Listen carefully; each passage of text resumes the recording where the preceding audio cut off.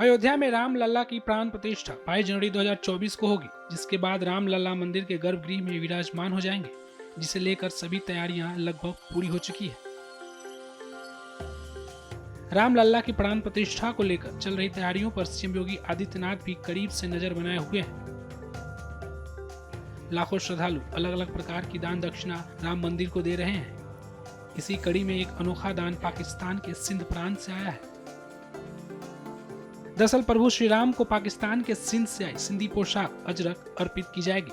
शिव शांति आश्रम के संत साईं हरीश लाल ने शिवालय मंदिर के महंत गणेश दास को यह पोशाक अर्पित की, जिसे 2 दिसंबर को श्री राम जन्मभूमि तीर्थ क्षेत्र ट्रस्ट को सौंपी जाएगी। इस वस्त्र की खूबी है कि यह सर्दियों में गर्म रहता है, जिसकी जानकारी खुद महंत गणेश दास ने दी। ये राम लला को अर्पित करने के लिए हमारे सिंध प्रांत पाकिस्तान से श्री रेहड़की साहब से ये वस्त्र आया है, जिसको हम लोग आम तौर सिंधी भाषा में अजरक कहते हैं।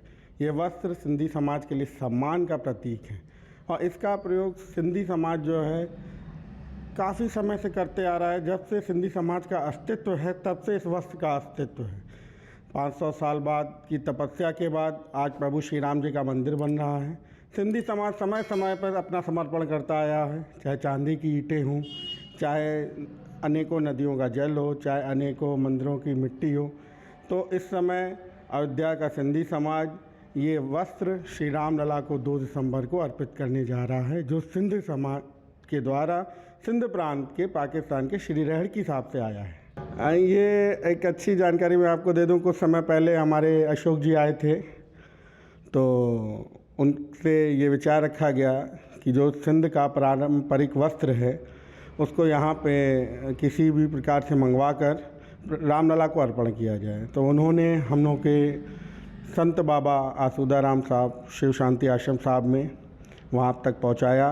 वहाँ के पूज्य साईं हरीश लाल जी के माध्यम से यह अयोध्या की पावन धरती पे आया।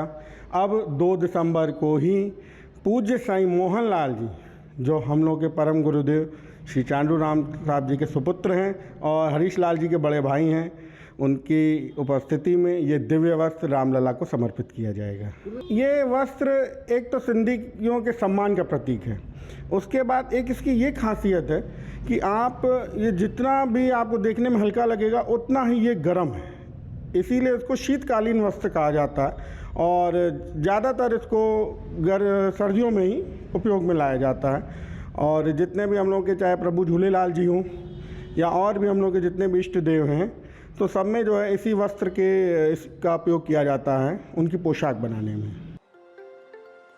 आपको बता दें, अयोध्या राम मंदिर में राम लल्ला की प्राण प्रतिष्ठा की तैयारियों को अंतिम रूप दिया जा रहा है।